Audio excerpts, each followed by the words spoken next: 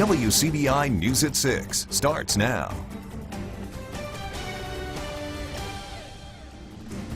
Good evening and thank you for joining us. The rain is still falling and many county road departments are keeping a watchful eye as flooding concerns grow. In Oktibbeha County, some roads there have already been closed. Barricades have been placed at the intersection of Stedman Lane and Horseshoe Circle. That's because of flooding damage already there. The Oktibbeha County Road Department says they will remain there until repairs are made. They also caution everyone to remember never to drive around a barricaded road. Well, being prepared for severe weather is important, especially when heavy rain could bring flash flooding, wash out roads, and even threaten drivers. Our Stephanie Poole spent the day finding out how emergency managers prepare for these events. She joins us live with more on their plans. Yes, every town and county has its viewing problems, like this one on College Street in Columbus. You can already see some barricades coming up. Road crews and emergency management officials are doing their best to make sure that they stay ahead of this problem. Chickasaw County is preparing for high waters. Our county roads and city roads do have certain locations that water gets over the road. It may be standing still and it may be rushing water. Linda Griffin is the EMA director. She says drivers are often stuck because the water is too high to cross. And if you try to cross through rising water, moving as little as 6 inches can knock you off your feet. Griffin says shuffling your feet can prevent from being swept away or causing injury. If you leave the roadway in a ditch that's full of water, then that increases your danger. You don't necessarily walk away from those accidents. There are more people killed in flooding accidents than there are, in tornadoes a lot of times. Griffin also warns drivers to stay home at night. Heavy rain makes it hard to see. Turn on your lights and drive slowly. Slow down and make sure your vehicles are fueled in case you have to take an alternate route. Most of the time if the road is flooding, you have to take an alternate route. It's going to be a longer route. Don't drive where you cannot see the road. And if there's water across, you may still can see, but you don't know the dangers where that water's already washed the road away. Chickasaw County is joining other North Mississippi counties observing severe weather preparedness week. Live in Columbus, Stephanie Poole, WCBI News. All right, Stephanie, thanks so much for that report. Time now to get a first look at our forecast with Chief Meteorologist Keith Gibson to give us a clue on how much longer this rain's going to last. Andrea, how about this? We just have one day out of the next 7 where we've taken the rain chance out of the forecast. But right now we have a lot of rain in our area, still some showers in Tupelo. A live view there downtown with our Alpha Insurance camera network. Let's see where the heaviest downpour is. Basically just northeast of Aberdeen, a little bit of lightning chewing on up there, also into northern parts of Lamar County, Alabama. That wave is quickly lifting to the northeast, and it looks like right now we are seeing more in the way of scattered activity. And that will be the general rule as we go throughout the course of the evening. We'll be watching out for some more concentrated rain and storms later on tonight, but temperatures will be warming from the 40s into the 50s, maybe pushing 60 by sunrise tomorrow. We should be back into the 60s on Wednesday. More rain, more storms, some heavier rain possible, maybe even a few strong storms. More on that in just a few minutes. All right, Keith, thanks a lot. Flu season is kicking into high gear in Mississippi, and children under 5 are in that group at risk, at the highest risk, in fact. That has child care centers stepping up their flu fighting efforts. Our Jory Talley joins us in the studio with more on that. Jory. The flu is causing many daycare classrooms to be less full this time of year. However, daycares are doing everything they can to prevent the spread. One daycare director says it's extremely hard, especially once it starts spreading. Although it's Wacky Tacky Day at the Child and Parent Development Center, efforts to fight the flu aren't slowing down. Wash your hands, flu season is here. These signs are more than decoration this time of year. Encourage our parents and families when they come in the morning to wash their hands themselves and to take their child to wash their hands. Anytime they enter and exit the room, they should be washing their hands this time of year. We also are doing daily wellness checks where we're checking for temperatures and things so that we can catch them. If we suspect a child is getting a fever, we're going to watch it. If a child is acting abnormal, we're going to check their temp. Checking temps, washing hands, and daily cleaning schedules really ramp up here during this time of year. Even taking out things like play food from some of the classrooms if we know they're going to put it in their mouth. We go around daily with the cleaning supplies and our bleach water spray, cleaning and disinfecting. Director Penny Mansell says one student has been diagnosed with the flu so far, but when it starts, it can spread like wildfire. wildfire. Child care centers are full of germs, and there's no way to stop it. Kids are going to be in each other's faces. They're going to be sneezing, and as much as we try to, use your elbow or your whatnot to sneeze or grab a tissue, go wash your hands, they're still little kids. They're still learning all these processes and all these health practices. She says they've been extremely proactive with their fight against the flu, trying to prevent as many little ones and teachers from falling victim to the virus. The center also has a public health intern whose job is to make sure everyone is flu educated. That's why these health forms have been made and passed out to parents and teachers. CDC, they have, their regulations and how long a child needs to stay out and what symptoms need to be gone before they send their child back to school, so I make sure that's all in there. And even with all of the extra measures, sometimes the flu just can't be fought, causing a new battle for parents of little ones. Luckily, with our business, he could ride around with us and sit with us here. But a lot of people, I don't know how they do it unless they have family that can just take off and stay home with them. The moment we find out we have a sick child, I normally take off and go home and strip beds and Lysol and everything. Mansell says the first flu case at the Child Care Center was diagnosed on Friday, and she says it's type A.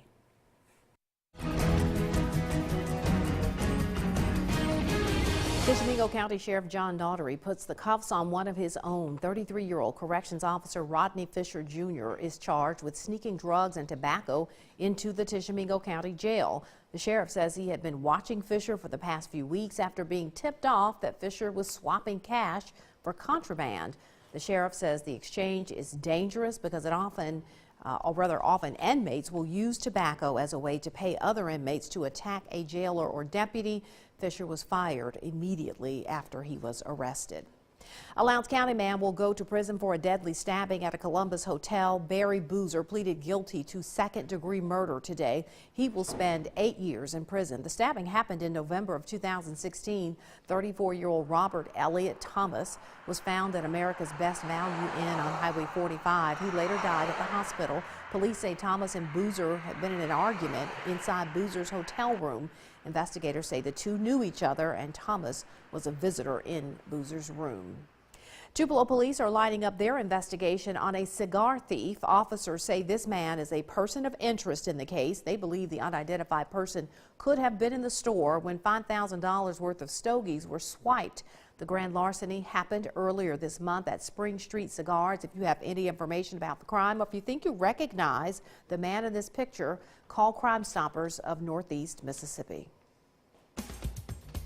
Coming up, an area jail is working hard to make sure its former inmates don't come back. We've seen how they're doing it when we come back. You're watching WCBI's News at 6 with Andrea Self. Welcome back, everyone. We usually think of prison as a place for punishment for those who commit crimes. Well, it also serves as a place to reintegrate inmates back into everyday life. Our Riley Livingston went to an area jail that's focusing on that role. She joins us in the studio with that story. Riley. Andrea, when many inmates get out of jail, the odds are stacked against them. Some now have to pay for child support, bills, and fines, and many can't get a job to support themselves. But there are programs out there trying to help. Area jailers have long seen a troubling cycle. We're starting to recognize that there's a problem, that people are going to jail, they're getting out of jail, and they're coming back to jail again for the same problem. We have several programs at the Winston County Regional Correctional Facility that we try to push our inmates towards to try to help them. These programs help inmates earn their GEDs and learn life skills, but these can only do so much. I think an uncontrolled environment tells you more about an individual. So I believe in reputable reentry programs that give an opportunity for people to deal with them on an individual basis and make sure mentally they're ready to go back into the workforce. So those are challenges, just coming to the workforce and trying to work with someone that wasn't in prison with you. Sharon Jones has worked with former inmates for over a decade. She knows one of the hardest challenges they face is landing a job. She helps them overcome that challenge. We believe in exposure, and interacting with corporate people kind of changes the mindset. And if we have a position available, we employ them. But the training consists of 3 months. And we use American Hotel Educational Lodging Institute. We believe people can be hospitable from any level. So we just want to show them how to handle corrective criticism, how to handle problems that occur with individuals. Sheriff Pugh says he wishes correctional facilities could do more to help inmates, but it all comes down to one thing. It's more of a funding issue than anything else. I think everybody would like to see more of that done. I just don't think the money's being made readily available for that. Sheriff Pugh says many inmates want to get on the straight and narrow after leaving jail, but they often end up back in the same environment they came from, causing them to fall back into old habits. He says the best thing for inmates is to come back to a supportive family and community. That's when he sees real success. It's been a wet Tuesday around our region, anywhere from 1 inch to 3+ inches of rain all the way across northeast Mississippi to west Alabama. The flash flood watch continues. More rain, more storms headed our way. Details are next.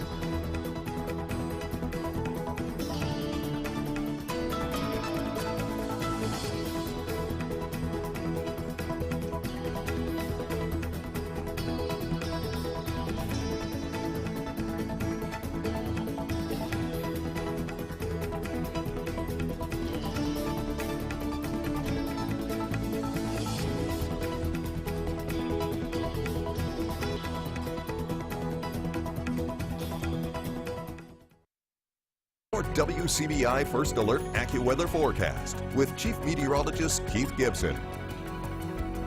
A live view with our Alpha Insurance Camera Network, Columbus, Tupelo, Vernon at Durham's Pharmacy, Louisville, Mississippi. Now, check out Vernon. We are looking at some reports of some power outages there in parts of Vernon and Lamar County. With all this lightning that's been moving on through, that is certainly a possibility. We still have power at our camera location at Durham's, but some of you in West Alabama do not have power. So that's the current situation with all the rain and storms moving on through. You can see the heaviest activity now north of Sullivan, over east of Hamilton and northeast of Hamilton. We're losing a lot of the intense rainfall and the lightning that we've been dealing with a good chunk of our Tuesday around here. Some lighter showers down to the southwest towards Louisville, and also from Tupelo back to the northwest along I-22. We've had some wet weather around here today. Look at these flooded roads and fields out there. This is what happens when you get 1 to 3+ inches of rain around here. All of that rain will tend to accumulate. We've had a gloomy day around here. Fast-moving water in the ditches, and that is out by Eupora. Notice the home there, and also some flooding right there. So it's been an active day. Rivers coming on up, and you look out your window and you just see lakes developing out there. So that's been the scene, and also we mentioned that earlier, perhaps a little bit of a lightning strike there in the Columbus area near MUW with some of that vivid lightning we've had today with this elevated thunderstorm activity. Temperatures are still in the 40s and 30s at the surface here in our region, but above the surface we've had some unstable air that's been kicking off the lightning. And notice all these lightning strikes, they go all the way back into Arkansas. But also it's scattered in nature, the rainfall activity to our southwest right now, and that's the regime for the near term. Scattered showers this evening, rising temperatures overnight, more rain and storms likely tomorrow, perhaps another 1 to 3 inches over the next 24, and a chance for some strong storms too. So we're in the 40s now. We should be in the 50s for the morning commute, and right now we're advertising highs somewhere in the 60s on Wednesday, assuming we get a little bit of a warm surge to come on in from the south. Right now, scattered showers as we go throughout the course of the evening. That will be the general rule. Later on tonight, though, we'll be watching out for another batch of rain and storms that come on in from the west, and that could give us some more heavy rain, perhaps some of those strong storm chances that will tend to wind down by early to mid-afternoon tomorrow. We are in this marginal threat for some severe weather from the Golden Triangle area south. The big threat, though, will be the rain.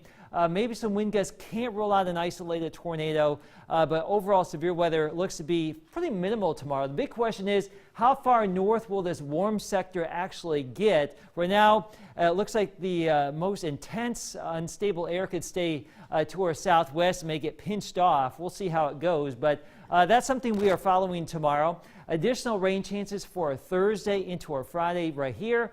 And also in the Saturday with that system, that will come our way, and that will give us another chance for maybe some more widespread strong to severe storms Saturday afternoon and Saturday evening. So pretty active for the next couple of days. We've got temperatures 50s, 60s, and 70s on Saturday. One dry day there, that would be Sunday. The Bulldogs will be without its best on-ball defender for yet another game. The latest on Nick Weatherspoon's suspension next in sports.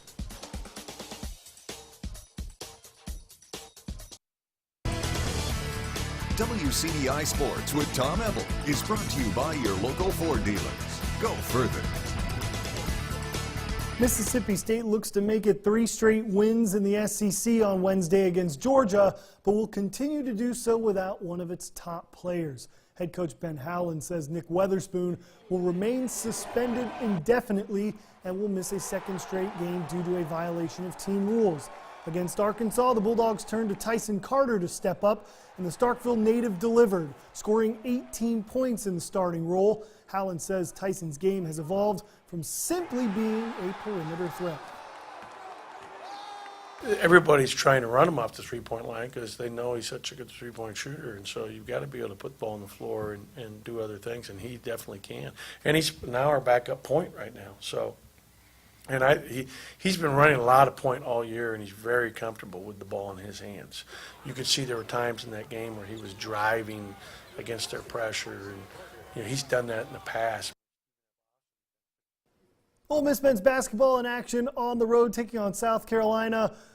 It's 13-7. At last check, Rebels jumped out to a 13-2 run, but now South Carolina's on a 5-0 run. Will make it a 7-0 run. It's now 13-10. Ole Miss leading South Carolina. That game's over on the SEC Network. The big importance of this game is the winner of this one gets sole possession of 4th place in the SEC. What does that mean come SEC tournament time?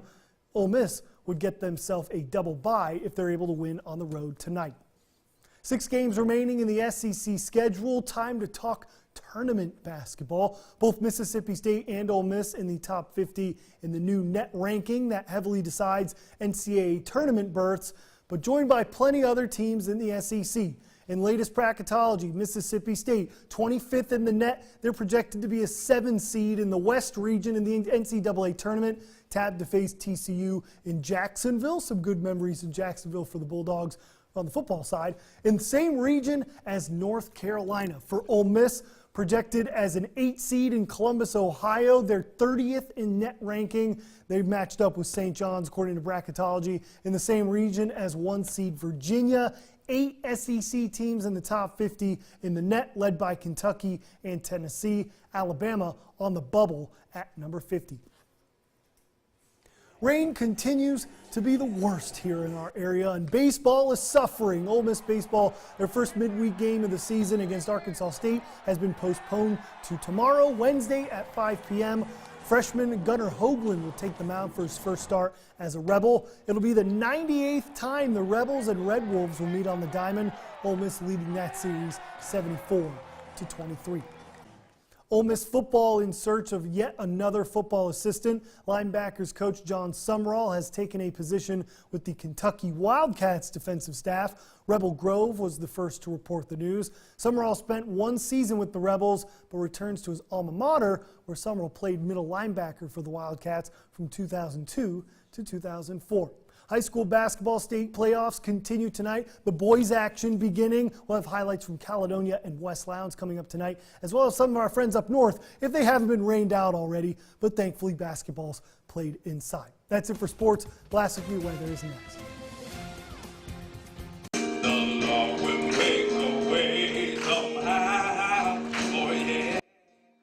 It's an annual celebration of Black history. This was at the Tupelo ICC campus today. It featured music and an inspirational message from one of the college's newest staff members. The Unity program celebrating Black history featured the college's director of admissions and registrar, Robert Solomon. He encouraged students to never put a limit on their dreams and aspirations.